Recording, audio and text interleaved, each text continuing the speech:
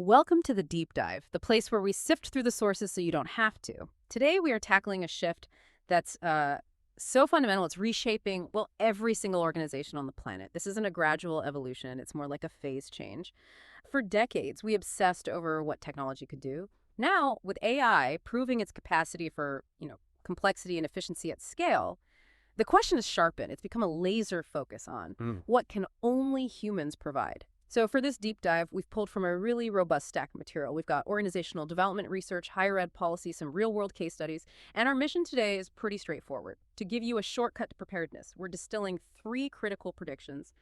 First, the absolute elevation of distinctly human skills. Second, the necessary obsolescence of rote learning models. And third, the sudden essential convergence of corporate and academic learning ecosystems. This isn't just about modernizing training. I mean, this is about competitive survival. Exactly. And that idea of value, of where the value lies, that's where we have to start. If you're in HR, learning and development, or really if you're leading any kind of high-performing team, the urgency is. Yeah. It's real. Yeah. You're dealing with an employee base that is highly attuned to growth opportunities.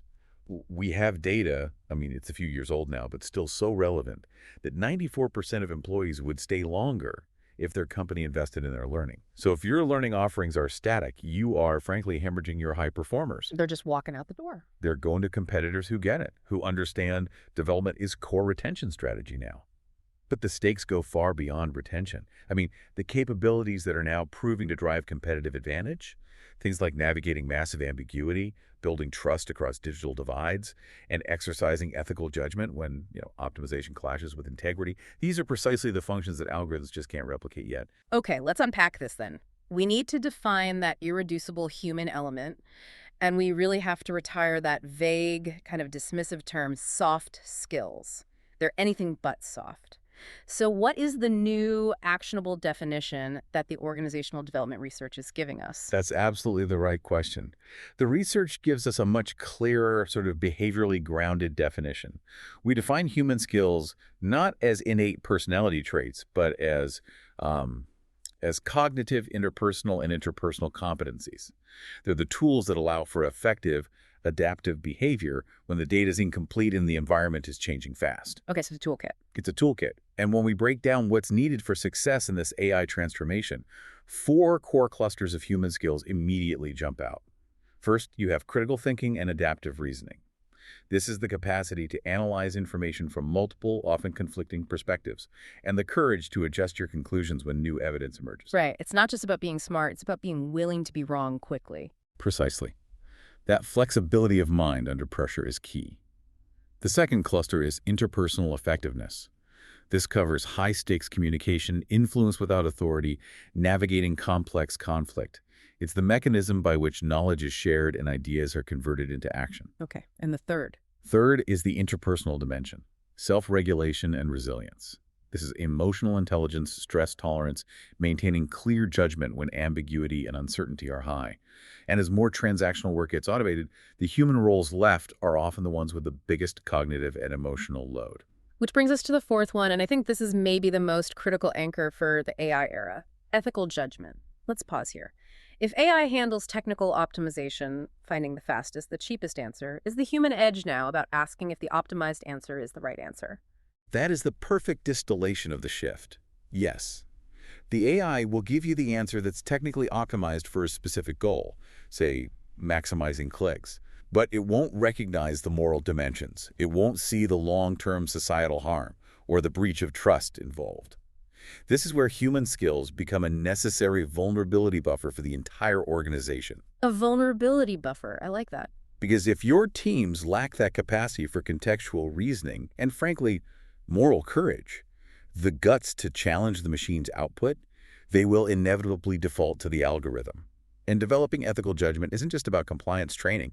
It's about guarding the brand's integrity. So what you're really saying, and the research stresses this, is that these four areas, critical thinking, interpersonal effectiveness, resilience, and ethical judgment, are not innate traits you hire for. They're developable. They're competencies that require practice. Exactly. Just like learning to code, but they require different kinds of instructional design, which leads us right to the problem. The relevance gap.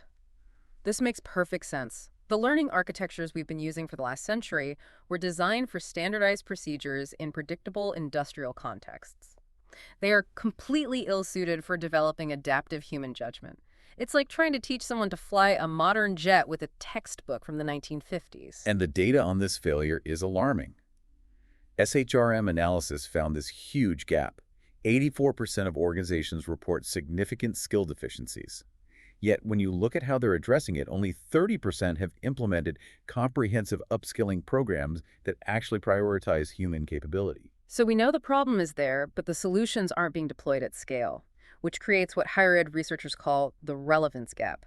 Graduates and even mid-career people, they have the theoretical knowledge, but they can't apply it in these messy real-world scenarios. And here's where it gets really consequential, because failing to adapt has clear, measurable financial and operational costs. It's a performance killer. Let's connect this to performance indicators. Take innovation stagnation. If your teams lack that collaborative capacity and critical thinking, novel solutions just dry up. Exactly. There was an analysis of 1,500 companies that showed this link powerfully. The top quartile innovators, the ones highly proficient in creative collaboration, achieved 2.4 times higher revenue growth. Yeah. Human skills are the engine of creative risk-taking. And what about risk management, decision-making deficit? Absolutely. There's some incredible research from healthcare. Yeah. Hospitals with strong learning cultures, psychological safety, open communication, demonstrated 30% fewer adverse patient events. 30%. That 30% difference is literally the difference between life and death. Yeah. That's the power of human judgment under pressure. And it all ties back to the talent equation. If you fail to invest in these future-proof skills, you lose your best people. Gallup research shows organizations with strong learning cultures have 30 to 50% higher retention for high performers. And we also have to think about the individual impact. The psychological contract has changed. Research shows that when employees feel their organization is investing in their growth, they report engagement levels comparable to satisfaction from their paycheck. Learning is a form of currency now. That's a powerful way to put it. And on the flip side, if an employee feels their skills are depreciating, becoming automatable, they face elevated stress and anxiety. Investing in these human capabilities is a psychological buffer against that uncertainty. It tells them, you have an enduring role here. Okay, so if that's the scope of the problem, we're measuring the wrong skills with the wrong methods. Let's talk solutions. What are the architectural changes? The first major one we found in the research is moving immediately toward blended curriculum design. Yes. Stop siloing the technical and the human. The cognitive research is clear on this. Learning accelerates when you understand the why and the how in a real context. Learning ethical judgment in a vacuum is useless. But learning it while you're configuring a new AI tool, that's transformational. Accenture is the textbook example here. They redesigned their analyst development program. Instead of a module on data analysis and then a separate workshop on client communication, they integrated them. So analysts now work on these complex client simulations that require both AI tool proficiency and the human skills of ethical AI application and client management. And the results? The results were clear. A 40% improvement in client satisfaction scores for those analysts, and a 25% reduction in turnover. It just proves that combining the technical and human accelerates both. Okay. The second structural solution is a fundamental shift from passive content consumption to prioritizing context over content. Our sources show that knowledge you get passively from reading or watching videos, it rarely translates to high-stakes performance. The imperative is experiential and applied learning. We have to move away from quizzes that measure factual recall and towards case-based learning, immersive simulation, role play. The new gold standard is scenario-based assessments that measure applied judgment. And the Cleveland Clinic provides a fantastic example of this in a high-pressure environment. They did. They recognized that their physician leaders needed advanced skills in team dynamics, in difficult conversations, not just more medical expertise. So they developed simulation-based training where participants face realistic, often emotionally charged scenarios. They're forced to apply their judgment in real time. And what was the impact of that? It was direct and profound. The units led by graduates of this program showed 35% higher scores on safety culture assessments and 20% lower staff turnover. Context and high-fidelity practice, that's the bridge between theory and performance. Building on that, the architecture has to address time and rhythm. The old event model, the once-a-year workshop, that's not enough for behavior change. We need continuous learning ecosystems. Absolutely. Continuous ecosystems treat development as a habit, not an event. It's integrated into the workflow. You see things like micro-learning, peer knowledge-sharing platforms, and personalized pathways. Novartis's Curious Minds initiative is a powerful illustration of this. They built an infrastructure of bite-sized modules, peer learning circles, and manager coaching protocols. This led to a reported 60% increase in learning engagement across the organization. And to close that relevance gap we talked about, organizations can't do it alone. This means practitioner-academic partnerships. Universities have the theoretical rigor, and organizations have the context and the demand. It's a perfect match. The collaboration between ASU and Starbucks College Achievement Plan is an ideal model. The curricula are co-designed. They specifically integrate human skills like leadership and ethical reasoning right alongside business fundamentals like supply chain. And that fusion of rigor and relevance works. The employees who participate show significantly higher retention and promotion rates. The learning is relevant to their career, which solidifies commitment from both sides. Okay, but we have to address the paradox here. The ultimate paradox, yes. AI itself is becoming a powerful partner in developing these human capabilities. It's fascinating. We're using the very technology that commoditizes technical skills to help us elevate the human element. How does that actually work in practice? Well, AI provides practice and personalized feedback at a scale that human coaching could never achieve affordably. We're seeing AI used for adaptive practice environments, conversational AI to simulate a high-stakes negotiation, and performance analytics that identify our biases and blind spots in decision-making much faster than a supervisor ever could.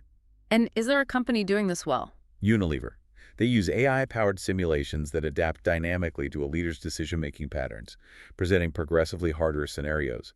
And the outcome was that leaders in that AI-enhanced program showed a 45% greater improvement on their 360-degree leadership assessments compared to those in traditional programs. The feedback is immediate, it's personalized, and the environment is safe for failure, which just maximizes learning. So, if we accept these new architectures and tools-blended design, experiential context, continuous ecosystems, AI partners, what does this all mean for the organization's culture? It seems like it requires recalibrating the entire psychological contract. Development moves from a perk to a core value proposition. It's a matter of business continuity. AT&T provides the gold standard for this. Facing, existential disruption, they launched a massive reskilling initiative for over 180,000 employees. And they didn't just offer training, they explicitly tied continued employment to continuous capability development. Exactly. They made the new rules of engagement clear. Learning is a condition of success. And critically, they back that up with dedicated time and resources. It signals that learning isn't optional, it's the engine of the business. And the structure has to support this. We need distributed learning leadership. The manager is no longer just a supervisor. They're the primary catalyst for development. They exert an outsized influence. They integrate learning into workflow. They give feedback. This means organizations have to invest heavily in manager-as-coach training. Microsoft has formalized this. They use manager effectiveness in development coaching as 25% of their leadership evaluation. It's a performance metric for the manager. And the teams with those effective coaches show 15% higher productivity and significantly lower turnover. And finally, as AI handles the transactional work, the remaining human work is about connection, collaboration, and purpose and belonging. The social stakes of the workplace get higher. The organization becomes a community of practice. We see this with cohort-based learning and cross-functional collaboration. Salesforce is a great example with their Trailhead platform and Ohana culture. They explicitly emphasize career growth alongside community contribution. By connecting development to a shared human purpose, they generate incredible learner engagement. It's not just skill development, it's cultural stewardship. So, to summarize our deep dive for you, the rise of AI isn't a threat to human workers. It's a strategic imperative.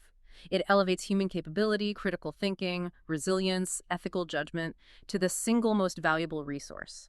And the investment requires transformational change, moving away from outdated models toward blended curricula, experiential design, and continuous learning ecosystems. And for you, our listener, the imperative is to really rethink learning entirely. Stop seeing it as a reactive cost center or just an administrative function.